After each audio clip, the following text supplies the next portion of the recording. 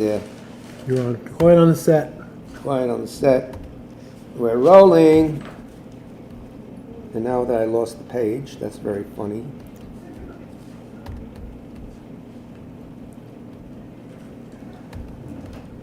There it is.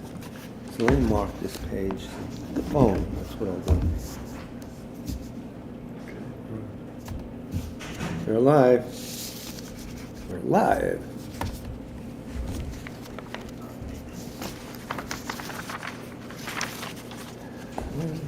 Good evening. It's 7 o'clock here in the northeast of the United States. This is the Tibet Center, Kunchab Tardu Linga Buddhist Meditation and Study Center, located in New York City, which is where we are now, and northern New Jersey, under the direction of Chabje Ling Rinpoche and the co-direction of Rato Kenser Tupten Lunda, also known as Geshe Nikki Vreeland. This is our twice-weekly presentation of the Buddha Dharma. Specifically, we're covering a book called Beyond Religion. It's the topic in the genre of secular ethics teachings. You don't have to be a Buddhist, just the common sense and the mental, training of Buddhism could be applied to people with no religion at all. Fine, just to make you feel better and the world a better place. If there's anyone who has passed away and you wish us to remember them in the at the end of the class, when we do the Sutra Recollection of Three Jewels, put their name in the chat box as soon as possible. All the prayers we say are on the website in the FAQ section. Scroll down to prayers. So we have a lot of work to do tonight. We're going to introduce, again, a little bit of Milarepa and the Hunter, and then we'll go right into the Beyond Religion text that we're facing the past several classes on, written by His Holiness Dalai Lama, I think in 2005. So we'll start with the prayer for the spreading of the teachings throughout the length and breadth of the West. By the force of the blessings of the non-fallacious three precious gems and of the truth of our pure selfless wishes, may the precious Buddhist teachings flourish and spread to the expanse of all areas throughout the length and breadth of the West. For all the people living here, together with their near ones, who have engaged in the teachings and have faith and respect for them, may all conditions adverse to their practice of the pure Dharma be dispelled, and an excellent collection of favorable conditions increase like the waxing moon. And especially for those who work on methods to accomplish the flourishing and spreading of the Victorious One's teachings, which are the source of benefit and happiness, may they never be oppressed by masses of interference and adverse conditions, and may this spontaneously happen just as we have hoped and wished. The Heart Sutra. Thus have I heard once. The Blessed One was dwelling in the royal domain of the Vulture Peak Mountain, together with a big gathering of great monks and great bodhisattvas. At that time, the Blessed One entered the Samadhi, which examines the Dharmas, called profound illumination, and at the same time noble Avalokiteshvara, the Bodhisattva, Mahasattva, looking at the profound practice of transcendent knowledge, saw the five skandhas and their natural emptiness. Then, through the inspiration of the Buddha, Venerable Shariputra said to Avalokiteshvara, "How should those noble ones learn who wish to follow the profound practice of transcendent knowledge?" And Avalokiteshvara answered, "Venerable Shariputra, whoever wishes to follow the profound practice of transcendent knowledge should look at it like this, seeing the five skandhas in their natural emptiness. Form is empty. Emptiness itself is form. Emptiness is not separate from form. Form is not separate from emptiness. In the same way, feeling, discriminating awareness, compositional factors, and consciousness are empty. Thus all the dharmas are empty and have no characteristics. They are unborn and unceasing. They are not impure or pure. They neither decrease nor increase. Therefore, since there is emptiness, there is no form, no feeling, no discriminating awareness, no compositional factors, no consciousness, no eye, no ear, no nose, no tongue, no body, no mind, no appearance, no sound, no smell, no taste, no sensation, no objects of mind, no quality of sight, no quality of hearing, no quality of smelling, no quality of tasting, no quality of sensing, no quality of thought, no quality of mind consciousness. There are no nidanas from ignorance to old age and death, nor their wearing out. There is no suffering, no cause of suffering, no ending of suffering, and no path, no wisdom, no attainment, no non-attainment. Therefore, since there is no attainment, the bodhisattvas abide by means of transcendent knowledge. And since there is no obscurity of mind, they have no fear. They transcend falsity and pass beyond the bounds of sorrow. All the Buddhas who dwell in the past, present, and future, by means of transcendent knowledge, fully and clearly awaken to unsurpassed, true, complete enlightenment. Therefore, the mantra of transcendent knowledge, the mantra of deep insight, the unsurpassed mantra, the unequaled mantra, the mantra which calms all suffering, should be known as truth, for there is no deception. In transcendent knowledge, the mantra is proclaimed, Tayat Om Gate Gate Para Gate Parasam Gate Bodhisoha. O Shariputra, this is how a bodhisattva mahasattva should learn profound transcendent knowledge. Then the Blessed One arose from that samadhi and praised the bodhisattva mahasattva Avalokiteshvara, saying, Good, good, O son of noble family, profound, transcendent knowledge should be practiced just as you have taught, and the Tathagatas will rejoice. When the Blessed One had said this, Shariputra and Avalokiteshvara, that whole gathering, and the world with its gods, humans, asuras, and gandharvas, their hearts full of joy, praised the words of the Blessed One. So Refuge in Bodhisattva Vow, it's called Generating Bodhicitta on the website, and we say these verses 3 times. With the wish to free all beings, I shall always go for refuge to the Buddha, Dharma, and Sangha until I reach full enlightenment. Inspired by wisdom and compassion, today in the Buddha's presence, I generate the mind intent on full awakening for the benefit of all sentient beings. As long as space endures, as long as sentient beings remain, until then may I too remain to dispel the miseries of the world. With the wish to free all beings, I shall always go for refuge to the Buddha, Dharma, and Sangha until I reach full enlightenment. Inspired by wisdom and compassion, today in the Buddha's presence, I generate the mind intent on full awakening for the benefit of all sentient beings. As long as space endures, as long as sentient beings remain, until then may I too remain to dispel the miseries of the world. With the wish to free all beings, I shall always go for refuge to the Buddha, Dharma, and Sangha until I reach full enlightenment. Inspired by wisdom and compassion, today in the Buddha's presence, I generate the mind intent on full awakening for the benefit of all sentient beings. As long as space endures, as long as sentient beings remain, until then may I too remain to dispel the miseries of the world. And there's a lot of miseries in the world, as we all know. So tonight, first we'll have a little Buddhist Dharma entertainment, the story of Milarepa and the hunter. It's brief, about 10 minutes to read.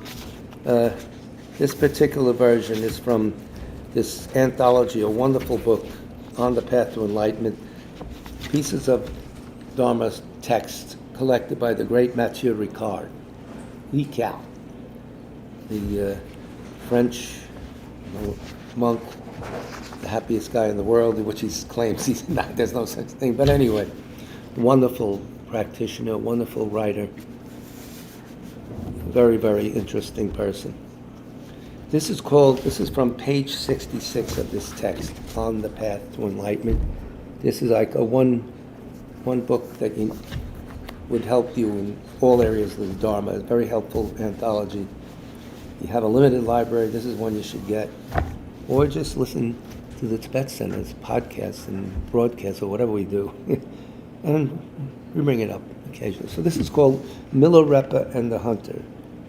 One day, the famous hermit poet Milarepa, after installing his disciples in retreat, withdrew to a cave to practice his own meditation in tranquility.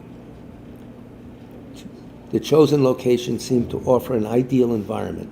The beautiful scenery, the solitude, the support of the local deities, the singing of the birds, and gentle babble of a clear brook combined in perfect harmony. So it was a shock when a ferocious barking disturbed the quiet of the place. The hermit, who's Milarepa, soon saw from a promontory the interruption that was coming his way. He saw a black stag rushing toward him, breathless and terrified. Great compassion arose in his heart. He made a wish to teach the Dharma to that animal so that it might be released from its plight, and sang it this song. And this is Milarepa's singing poem. I prostrate myself at the feet of Marpa of Lodrak. That's his guru. All his poems start with that. Listen, deer whose head is crowned with splendid antlers. As long as you seek to run away from anything in the outside world, you will never be liberated from the hallucinations of ignorance. The time has come for you to renounce all this delusion. The maturation of karma is too fast for you. How could you escape it in an illusory body?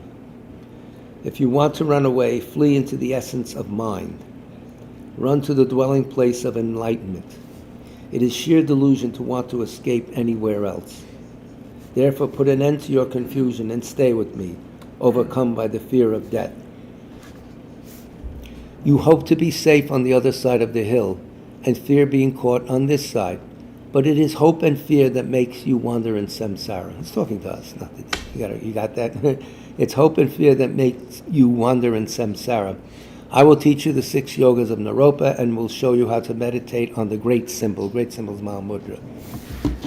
He sang in a voice as melodious as that of Brahma. Anyone who heard him would have fallen under his charm. The deer, in tears, lay down at his feet. The hermit was wondering where the barking he had heard came from when a red-coated bitch appeared, barking furiously. Milarepa said and directed his compassion towards her in turn and sang this song. I prostrate myself at the feet of Marpa of Lodrak.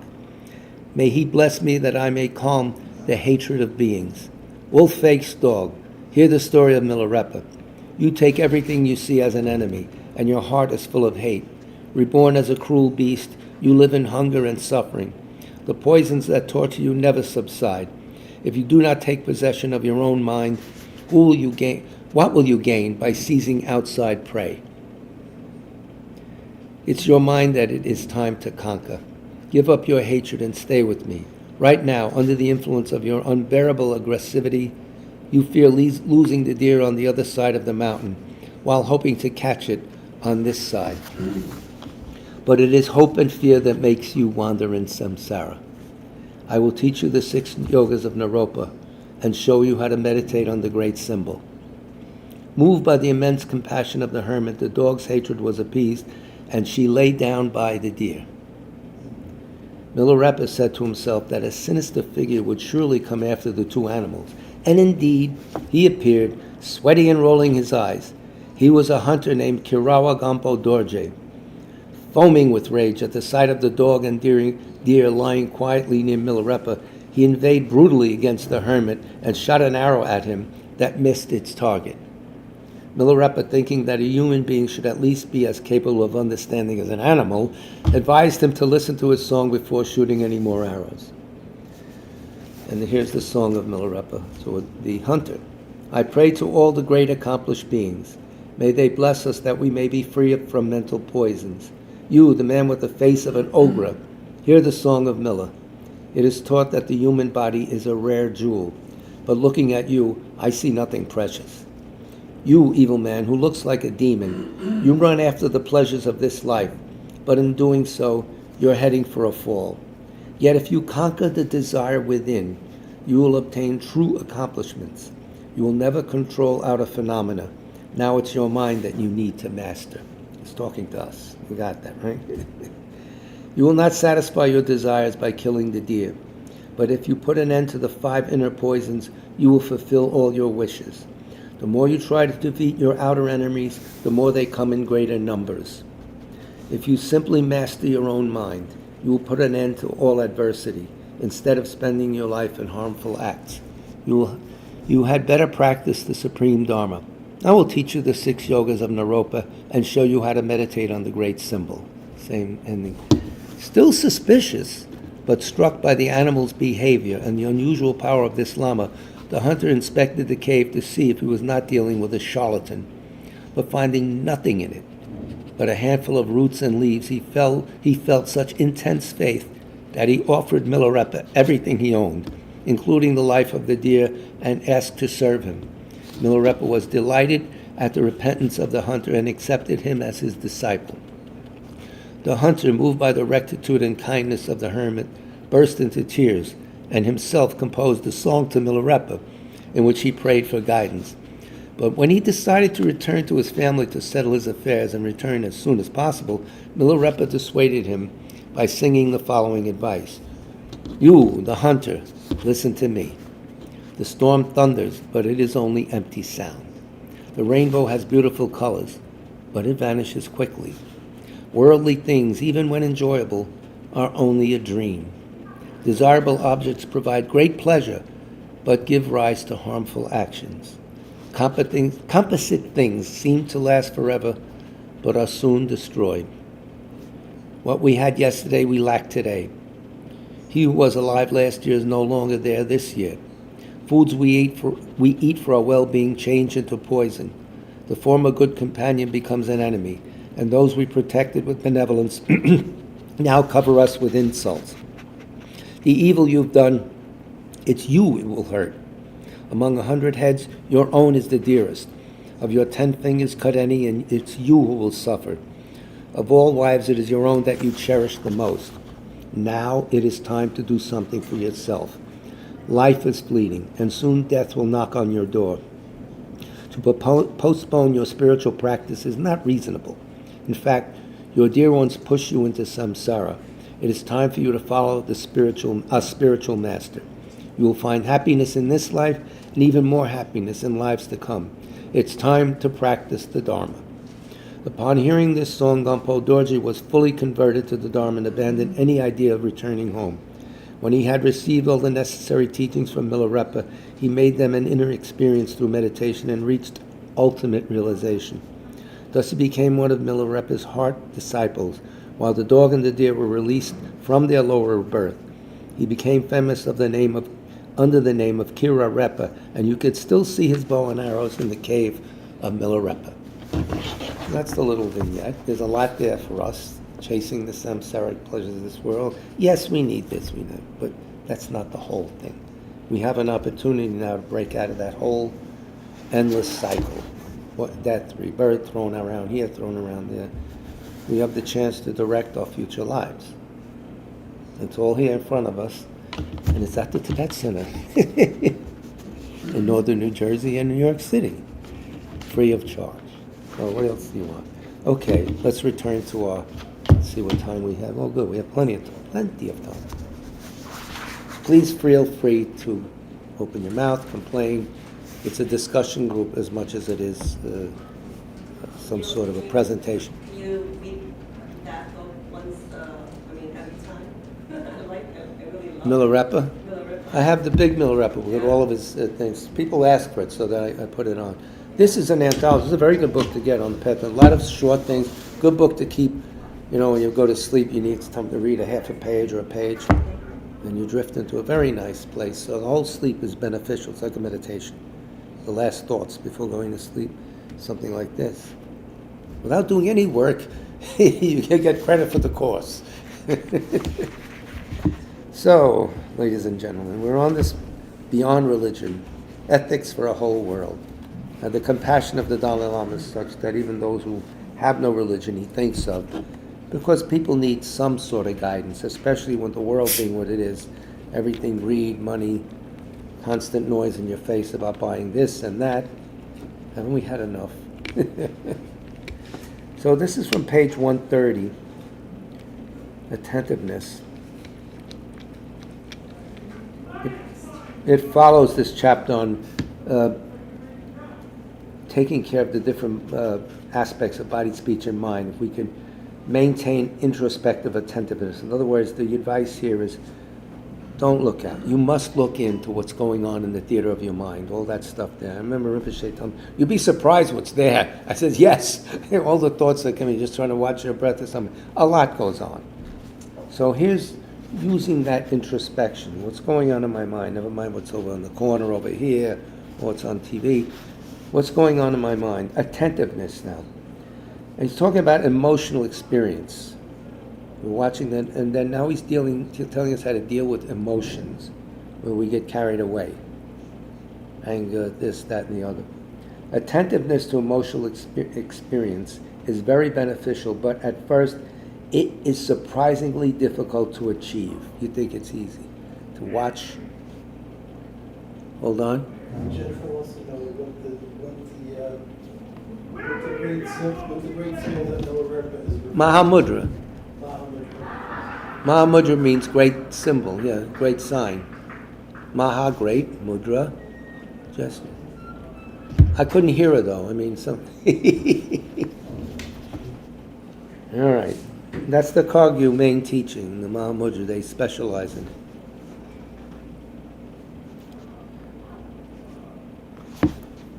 So what was I talking about? Yeah, so it's hard to achieve this. In fact, trying to identify emotions at the moment they arise, this is a big thing. This is what gets you in trouble. You burst out in anger. You yell at somebody who later on becomes your boss. So wait a minute, that wasn't a good move. It's something like, you do something stupid. And we all do that. So it's very beneficial, but at first it's difficult to achieve. In fact, trying to identify emotion at the moment they arise may initially seem impossible. Why? Because they're swift. They come up so fast. And that split second when powerful emotion arises in us, it seems to occupy all of our consciousness. What? Things like that, great fear, great anger, great surprise, all this. We're swept by it. We can control that with practice.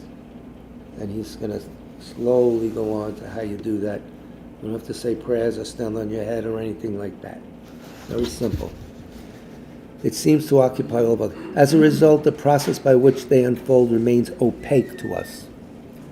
We don't know how this happens. How does it, all of a sudden I'm enraged? All of a sudden I'm fearful. Excuse me. Such difficulties are natural, and it should not make us feel dejected or discouraged.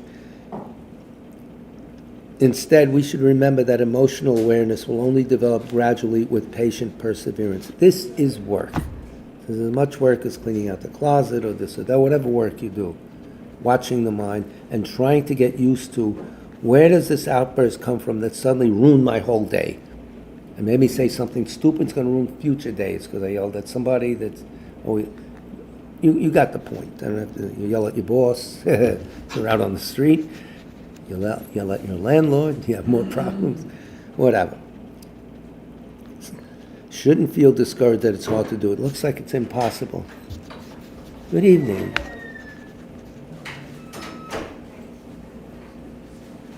Instead, we should remember that emotional awareness will only develop gradually with patient perseverance.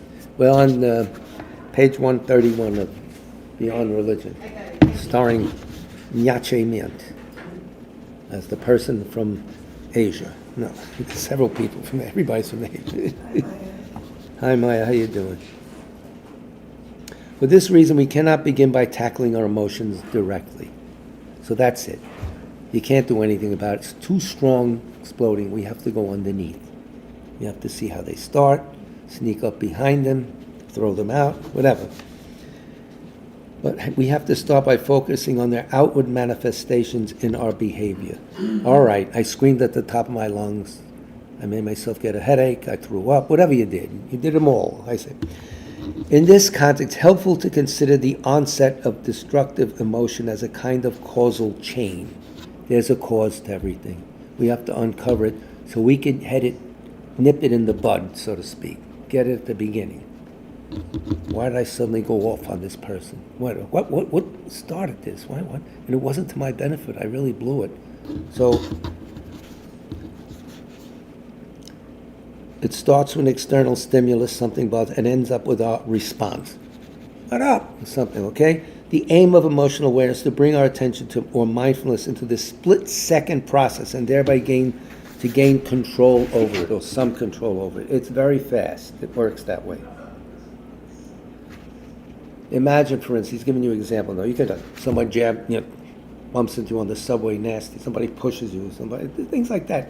Instantly, you're exploding, and you should. I mean, it's normal. We all do. So how do we get away with that? Get around that and calm that down. He says, imagine, for example, a door slams. All right, boom.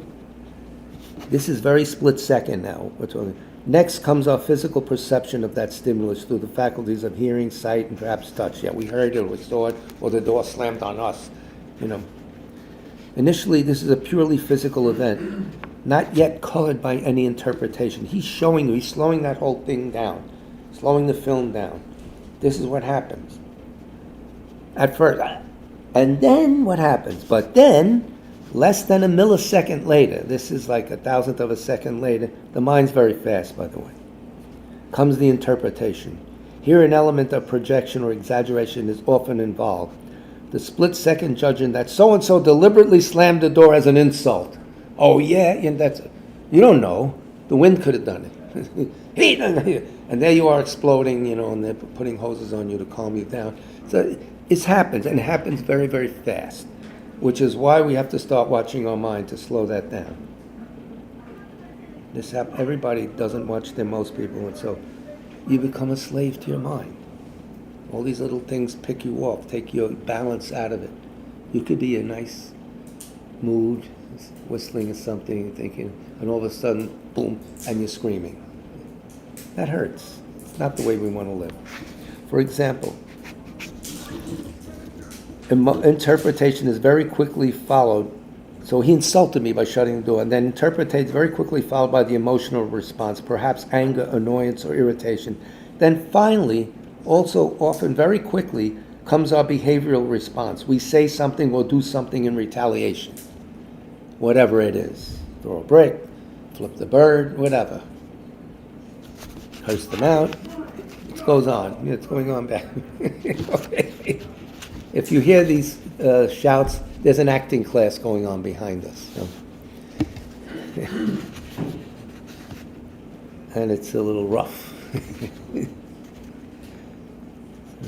Once we understand this causal chain, and this you only understand by looking at it yourself, you go through it, or you recall the time you exploded at work or something, somebody did this or that, and sometimes you misinterpreted what went on and made a fool of yourself in front of everyone. These things happen. Once we understand this causal chain, the aim is to interrupt its flow by, as it were, catching ourselves. You have to be aware. It's a little spy in your mind. What are you doing now? What are you doing now? Don't make a fool of yourself. Look, this is a dangerous situation now. You're at work. The bosses are here. Don't freak out. Someone's freaking out. Catching ourselves and bringing this awareness into the process. And that's the key word of all of Buddhism, awareness.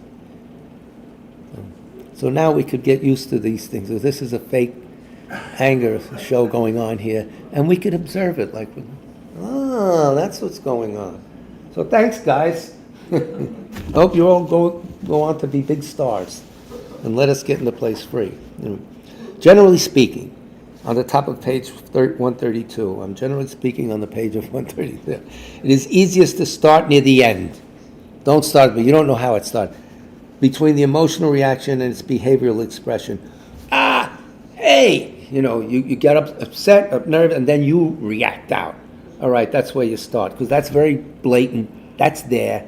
You're part of it. We can work on that and go backwards into the causal chain. That's what he suggests. This is good psychology. You'd have to pay a therapist like what, $200 an hour, whatever they get now, who knows? And no beverage or food.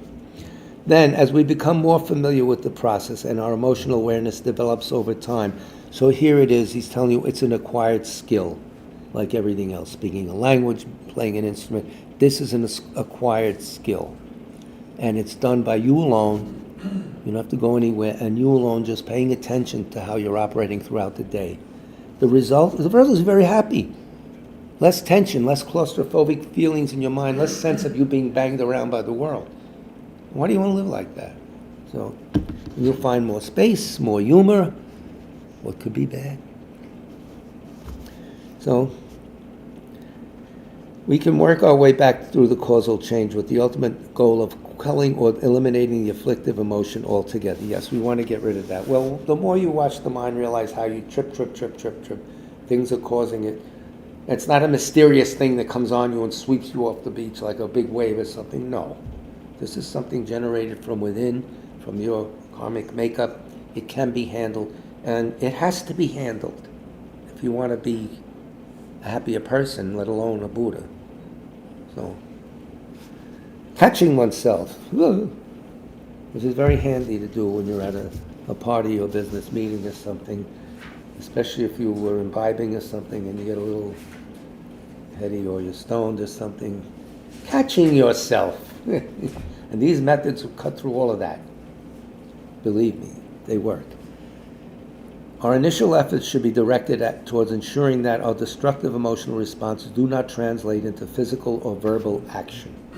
They teach convicts who are out on parole, and they have mostly violent offenders and stuff. And they're that way because they have a short fuse. They have tempers and that. What do they teach them all the time? Don't throw a brick. When something happens to you, and it will, don't immediately react violently. That's what they repeat that like a mantra. Every time the session meets, I used to hear it. Because I would sit in. Don't throw a brick, guys. Don't throw a brick. Don't react with tremendous force. Hold it. And it helps. And these are poor guys that spend time in jail, and if they go off again like that, they're going right back to jail for a longer time. So these instructors are being very kind-hearted to them. Most of the instructors were ex-cons, so they've been there. So they're taking that advice. We should sure take it. So don't throw any bricks.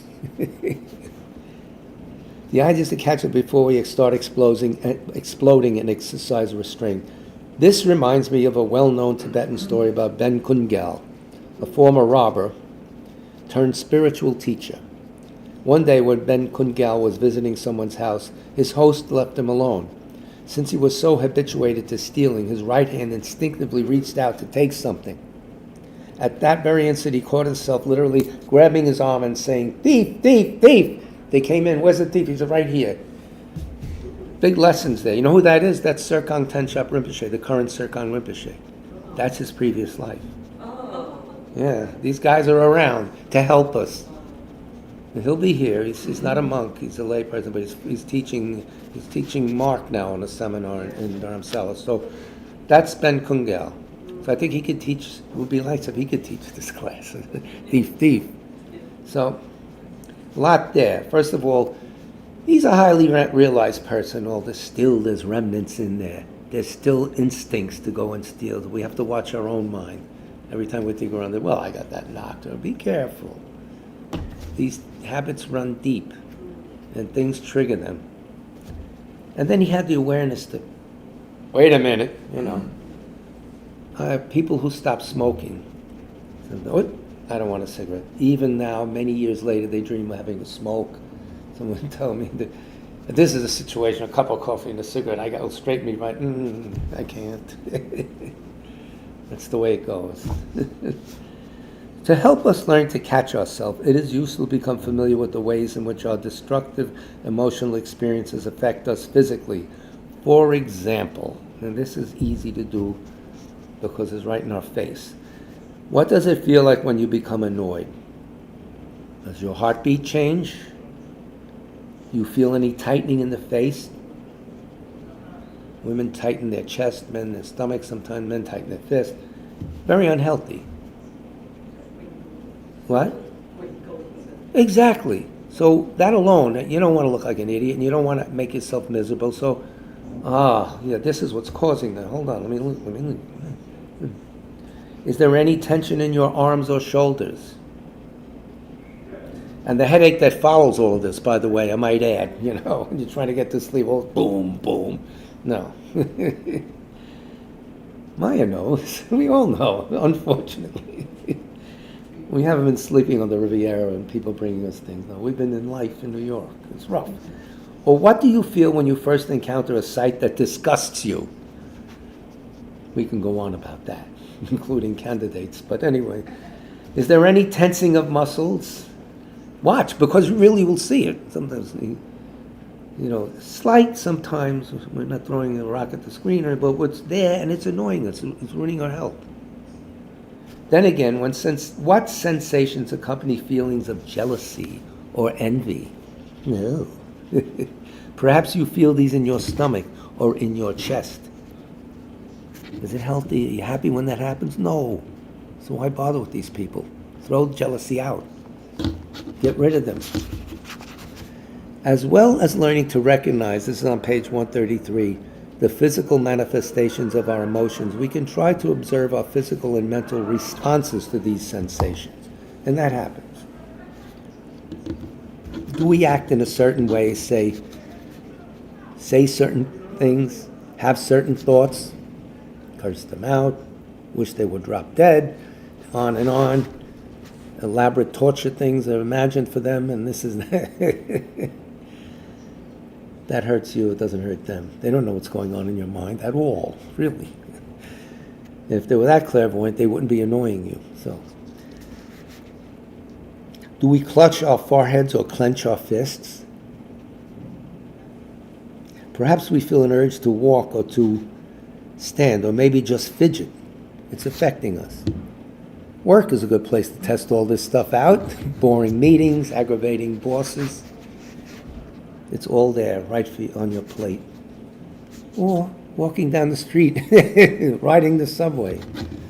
It's right in our face. Does our voice change when we become agitated? Will you stop it? Perhaps the sound becomes louder or shriller.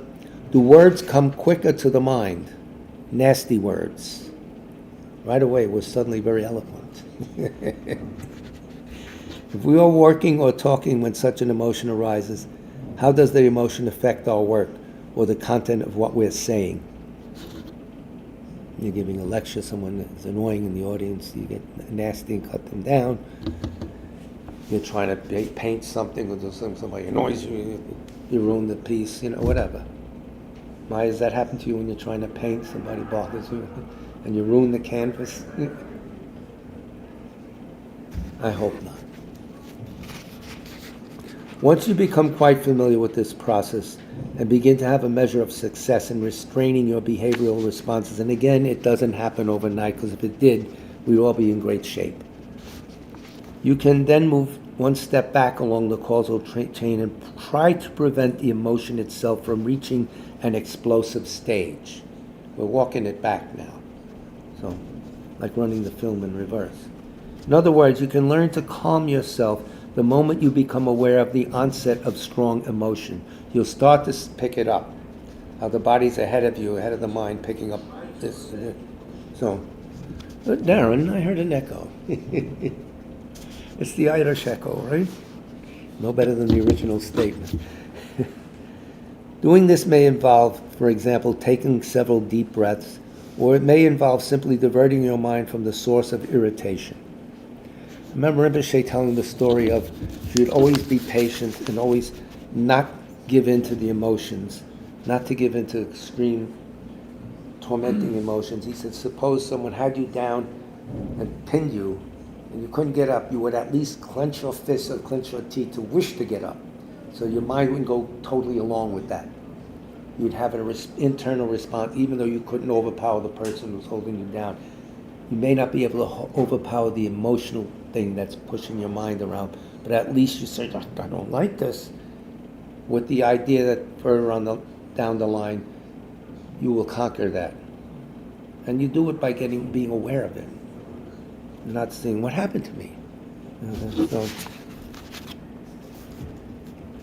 Or you may be able to view a given situation in a more positive light. As in the example of, this is a tough one now to swallow, because this is from years ago and it wasn't that bad in the Middle East. The example of a Palestinian youth who learned to see the image of God in the faces of the soldiers at Israeli checkpoints. This is a story a Palestinian told His Holiness. How do you keep from getting mad when they say, come on, move, move? He said, I see the face of God in them. A Muslim kid. Sometimes, even if the actual situation is tragic, looking at it in the context of its multiple causes and conditions, and everything has causes and conditions, can help diffuse strong negative emotional reactions. It is also helpful to view the situation from different angles or perspectives, so that what looks like a tragedy from one angle can also be seen to have positive byproducts. Who knows? But the thing is, when we're screaming mad, we don't see any of that. we lose our intelligence. That's the other problem when we're overwhelmed with the energy of these bad minds. We do stupid things. We break something we like in the house, and men do that. They throw glasses around and stuff like that. Some women do, too. My wife used to get mad and then bang on the thing she was painting or something. Ruined the whole painting and have to start again. She learned quickly because it's very expensive to buy canvas and paint. That'll cut you down. As you become more and more familiar as holiness goes on with this approach, you will gradually gain greater mastery.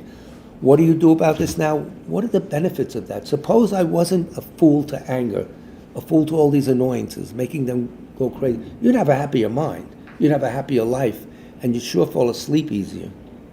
Because a lot of times all these aggravating things during the day hit you when you finally, I need to relax now. I'm glad I let all this stuff bubbles up. All the crap. The nerves have to have their say after being suppressed. We don't need this.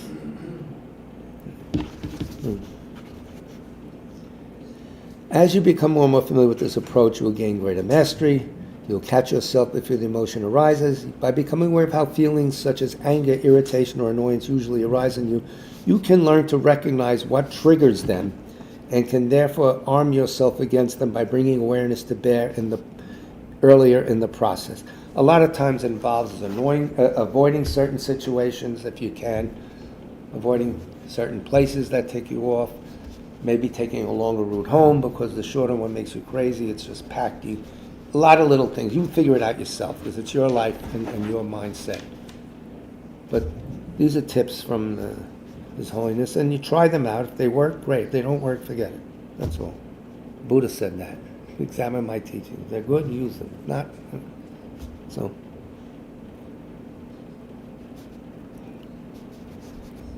You recognize the triggers. Eventually, through practice, you can desensitize yourself to the triggers themselves by not allowing an element of projection to distort your interpretation of events.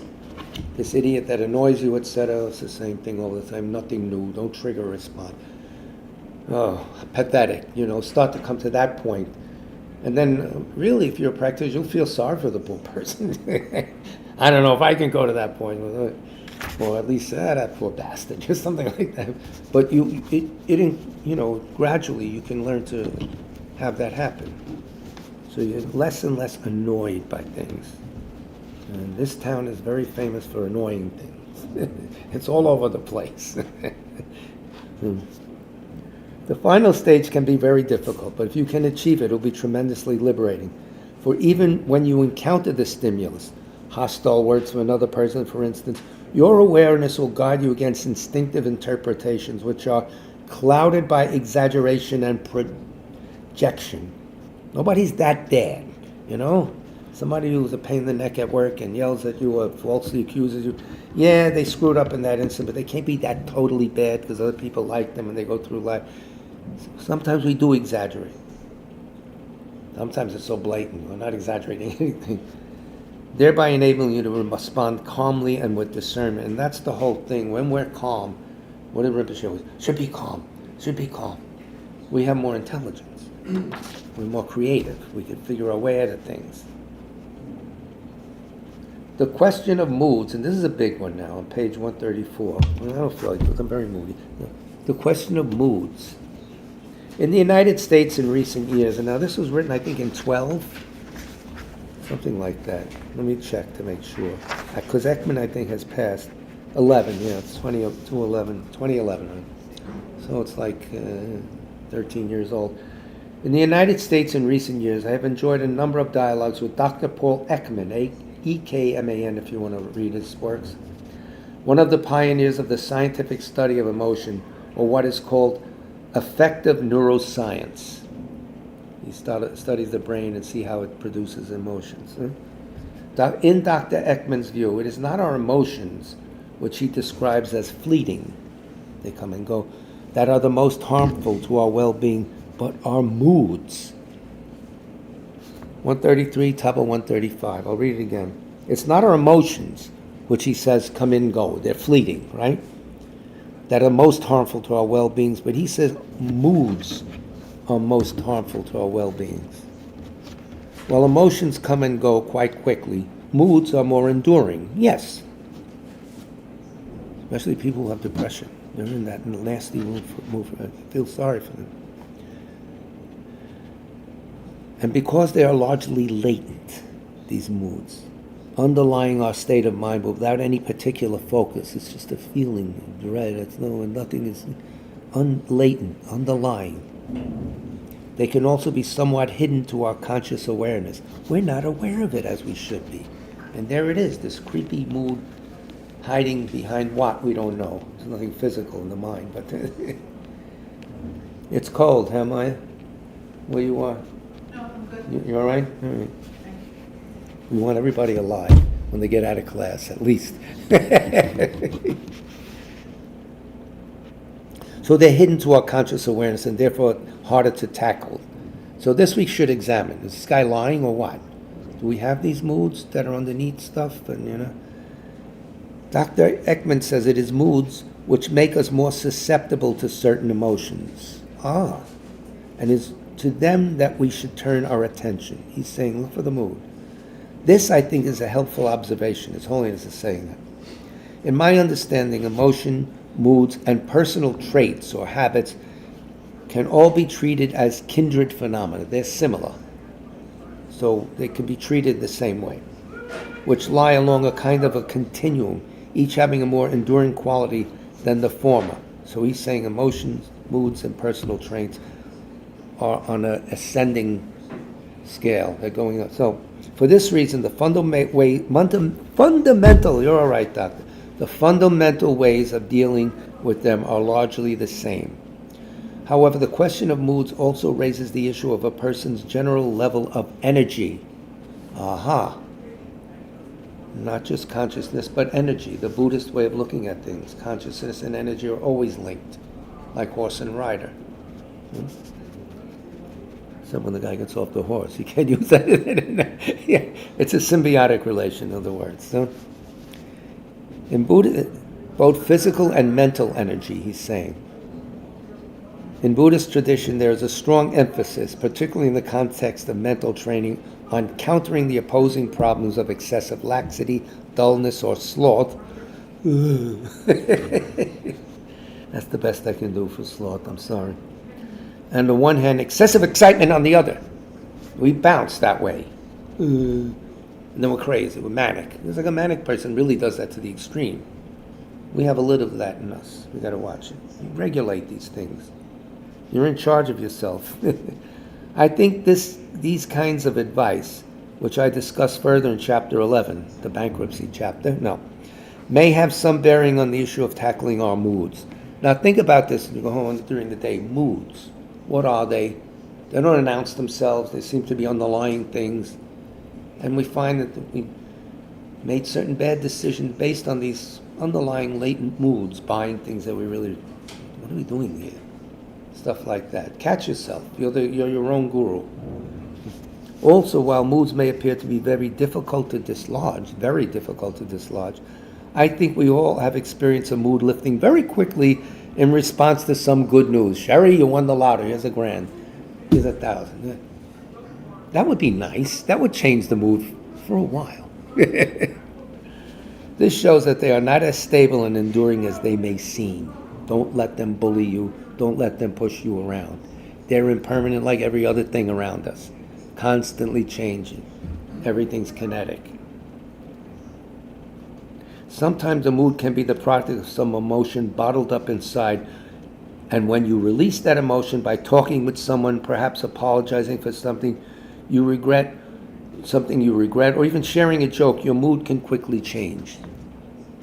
And we'll say, talk to someone, you'll feel better. Even when he had like a slight fever or something, I feel better talking, making jokes, yes. The fever was causing an underlying mood. Yes, there's the physical thing, but then the psychological thing dances along with it and creates its own sort of aggravation. Physical things sometimes we can't do much of. Take medicine, etc. It doesn't work instantly. But the mental thing we should be in charge of. Of course, such relief can be temporary.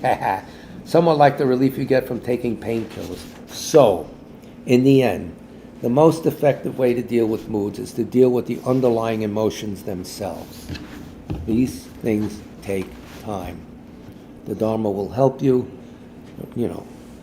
whatever meditation ritual you have for yourself, watching the breath or reciting or something, saying mantras won't hurt you at all, because the subtlest minds are being activated when you say the mantra. You may realize it. That's a very positive thing to do, and easy. There is no doubt that dealing with our negative propensities is very challenging. This is the Dalai Lama saying, and he found it challenging, so, or else he's putting on a big show for us, which I think. But anyway, faced with life's daily setbacks, we can all too easily fall into old negative habits of mind, such as frustration, anger, or despondency. And who wants them? Frustration, anger, despondency. What a group. Throw them out. Open the window. They're all different. They're different, but they're not pleasant. They're the same in that you don't want them around. Yes, frustration causes anger. Constant anger, a very negative outlook to the world, despondency. And then what happens? The will not to do anything. A depression sets in. Anger. So I don't want to get up. I don't want to do nothing interests me. I don't want to paint. I don't want to read. I don't want to go to. You'd be surprised how these things have their own energy, and we could stop them. This is our mind. They don't pay rent. Throw them out. You have to think New York style, What we need, therefore, is a constant renewal of our effort to live by the values we want to uphold. Live the way you want to live, So we came to a Buddhist center and listening to the Buddha Dharma. You find something in it, so why don't we just make use of it and apply it? A little bit here and a little bit there. We can't be great scholars that thoroughly realize all the points of the Dharma right away. Future lives will do that, I'm sure. So we'll start the next chapter just quickly, so whet our appetite for tomorrow night. Chapter 10. Page 137. Cultivating key inner values. Just a one paragraph lead in. Let us recall, His Holiness says, the two-pronged approach to genuine ethical practice. One hand, working to restrain our destructive emotions, preventative, defensive. On the other, actively cultivating our positive inner qualities, defensive, offensive. In the previous chapter, I discussed the problem of destructive emotion and explored ways in which, through awareness and regulation of them, and that's the key word, just be aware that they're going on and not cover it up with, I don't want to think about that.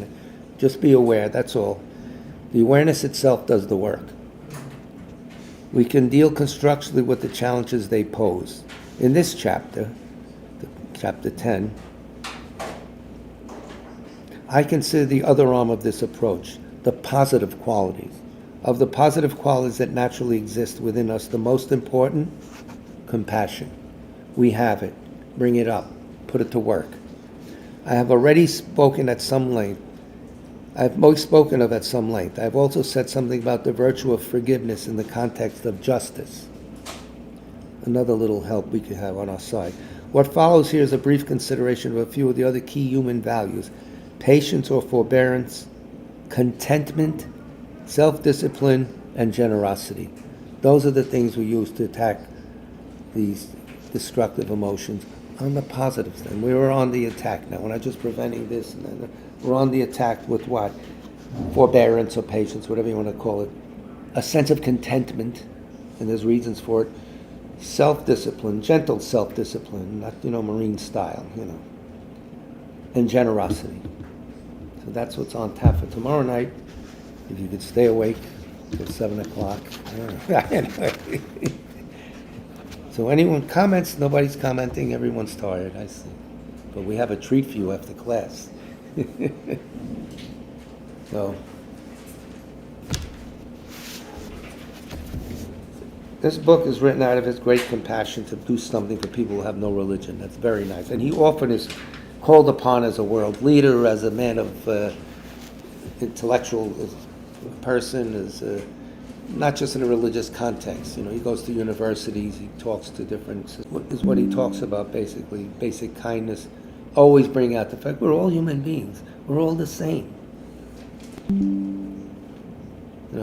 In one way he's not the same. He doesn't even know how to make tea because his whole life they've been making stuff for him.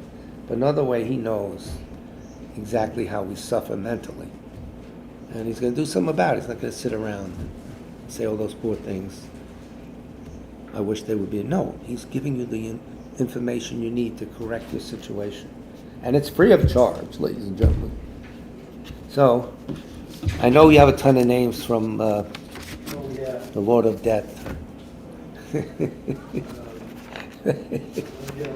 Take your time, take your time. Thanks, Sherry, for the refreshing treat. Yes, no, I'm not saving. I don't get any interest by saving it.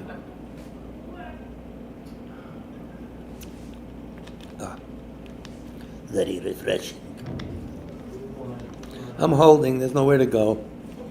I'm not running for office, I'm running from office. But the entire obituary section is as follows. Mandy Stellman. Stellman. Richard Mayhew. E.B. Levine.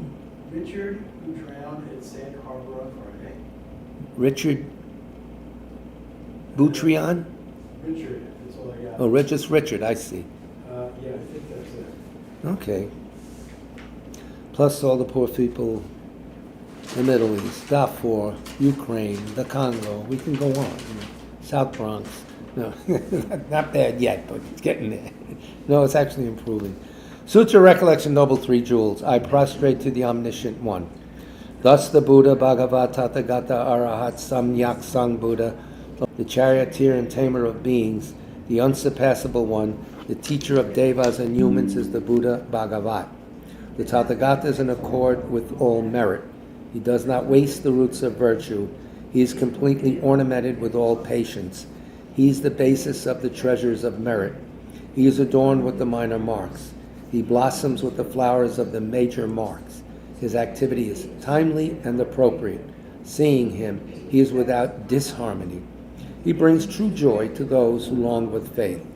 His knowledge cannot be overpowered. His strengths cannot be challenged. He is the teacher of all sentient beings. He is the father of bodhisattvas. He is the king of noble ones. He is the guide of those who journey to the city of nirvana. He possesses immeasurable wisdom. He possesses inconceivable confidence. His speech is completely pure. His melody is pleasing. One never has enough of seeing him. His form is incomparable. He is not stained by the realm of desire. He's not stained by the realm of form. He's not affected by the formless realm. He is completely liberated from suffering. He is completely and utterly liberated from the skandhas. He is not possessed with dhatus. His ayatanas are controlled. He has completely cut the knots. He is completely liberated from extreme torment. He is liberated from craving. He has crossed over the river. He is perfected in all the wisdoms. He abides in the wisdom of the Buddha Bhagavats, who arise in the past, present, and future. He does not abide in nirvana. He abides in the ultimate perfection. He dwells in the bhumi where he sees all sentient beings. All these are the perfect virtues of the greatness of the Buddha Bhagavat. The holy Dharma is good at the beginning, good in the middle, and good at the end. Its meaning is excellent. Its words are excellent. It is uncorrupted. It is completely perfect and completely pure. It completely purifies. The Bhagavad teaches the Dharma well. It brings complete vision. It is free from sickness. It is always timely. It directs one further. Seeing it fulfills one's purpose. It brings discriminating insight for the wise. The Dharma, which is taught by the Bhagavat, is revealed properly in the Vinaya. It is renunciation. It causes one to arrive at perfect enlightenment. It is without contradiction. It is pithy. It is trustworthy and puts an end to the journey. As for the Sangha of the Great Jnana, they enter completely, they enter insightfully, they enter straightforwardly, they enter harmoniously. They are worthy of veneration with joined palms. They are worthy of receiving prostration. They are a field of glorious merit. They are completely capable of receiving all gifts. They're an object of generosity. They're a great object of complete generosity. The protector who possesses great kindness, the omniscient teacher, the basis of oceans of merit and virtue, I prostrate to the Tathagata. Pure, the cause of freedom from passion, virtuous, liberating from the lower realms. This alone is the supreme ultimate truth. I prostrate to the Dharma, which is peace. Having been liberated, they show the path to liberation. They are fully dedicated to the disciplines. They are a holy field of merit and possess virtue. I prostrate to the Sangha. I prostrate to the Buddha, the leader. I prostrate to the Dharma, the protector. I prostrate to the Sangha, the community. I prostrate respectfully and always to these three. The Buddha's virtues are inconceivable. The Dharma's virtues are inconceivable. The Sangha's virtues are inconceivable. Having faith in these inconceivables, therefore the fruitions are inconceivable. May they be born in a completely pure realm. And now we have the prayer for the swift return of Rato Chungla Rinpoche, written by His Holiness Dalai Lama. It's on the FAQ section on the website. Exalted wisdom of all victors gathered in a drop. Soul refuge manifest in the form of the one wearing saffron robes. Guru Lozang Tubuang Dorje Chang, please bear witness here today that our prayers may be fulfilled. We beseech the great torch of doctrine, accomplishing from long ago the vast waves of aspirational prayers, Lord of speech of the Victor Losang's teachings, spreading them to the ends of the earth by means of explanation and practice. Though holding the commitment, I will invite all beings to be my guests in unsurpassed great awakening. Yet you have withdrawn the activities of the form body that serves the welfare of others. Is that worthy of the supreme among beings, the Bodhisattvas? Though impossible for you till cyclic existence's end to abandon your commitment to liberate all beings, we beseech the new son of Nirmanakaya to swiftly return from the realm of Dharmakaya, brought forth by bodhicitta drawn by 7 steeds. Having reached the far limits of scholarship, religious life, and goodness, please come swiftly as an unrivaled supreme emanation. Full holder of the sage's teachings and wish-fulfilling jewel, return as the glory of Lozang Tenpe, magnificent truth of the 3 precious jewels, Mahakala, Karma Yama, and Sri Mata Devi, and the ocean of Dharma protectors. May you spontaneously fulfill our wish, the swift blossoming of the reincarnation's fresh moonlight face, swift blossom. So this concludes our presentation. The next presentation is tomorrow night from the parsonage in South Orange, New Jersey, across the river here, at 7 o'clock. All are welcome. Instructions are on the website to get there by public transit. It's very convenient. Thank you very much for your kind, patient listening. Big love to all of you.